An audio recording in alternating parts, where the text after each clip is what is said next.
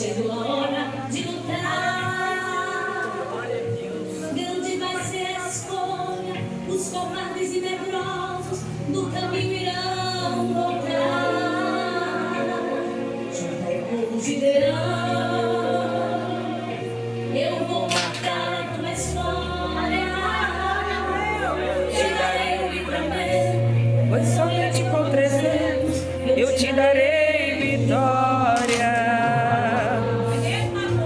32 mil era a quantidade de homens apostos para pelejar.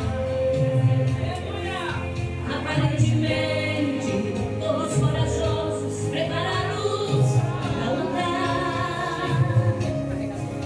Porém, há momentos que Deus resolve agir diferente. e o Senhor dizia: Gideão, ainda tem muita gente.